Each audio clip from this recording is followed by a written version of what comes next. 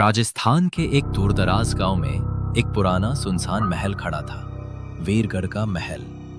सैकड़ों साल पुराना यह महल अब खंडहर बन चुका था, लेकिन गांव वाले आज भी वहां जाने से डरते थे। कहते हैं उस महल में एक चुड़ैल का साया है जो हर अमावस्या की रात को किसी न किसी की बलि लेती है। कहानी की शुरुआत गांव में कुछ युवा लड़कों का समूह था, अर्जुन, विकी और मनीष। वे वीरगढ़ महल की कहानियों को मिथक मानते थे। एक दिन उन्होंने नशे में शर्त लगा ली कि वे महल में रात भर रुकेंगे। गांव के बुजुर्गों ने मना किया, लेकिन वे हंसते हुए चल पड़े। महल की पहली झलक जब वे महल के दरवाजे पर पहुंचे तो हवा थम सी गई। चारों ओर अजीब सी सन्नाटा था। पेड़ की डालियां सरसराने लगी और दूर कहीं सियार की आवाज गूंज उठी। लेकिन लड़के डरे नहीं। जैसे ही वे महल में दाखिल हुए, महल के अंदर का तापमान गिर गया। एक एक कमरा काला, जला हुआ और टूटा फूटा था। दीवारों पर अजीब निशान थे, जैसे किसी ने खून से लिखा हो।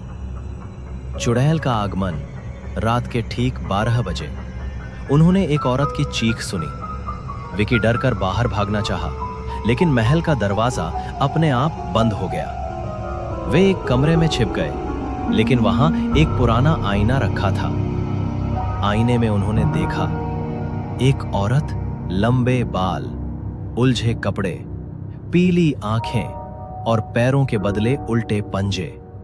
वो आईने में दिख रही थी, लेकिन पीछे मुड़ने पर कोई नहीं था।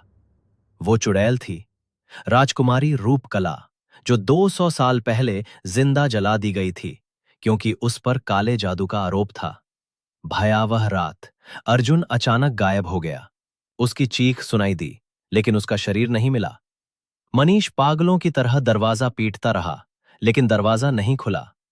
विकी ने देखा, चुड़ैल दीवार पर रेंगती हुई उनकी ओर आ रही थी। उसकी आवाज भारी और डरावनी थी। मेरे साथ जलोगे, जैसे मैं जली थी। सुबह की पहली किरण। अगली सुबह गांव वालों को महल के बाहर सिर्फ मनीष मिला, बेहोश और बाल सफेद। उसकी जुबान काटी गई थी। वो कभी कुछ बोल नहीं पाया।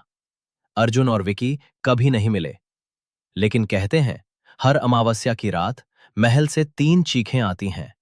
एक विकी की,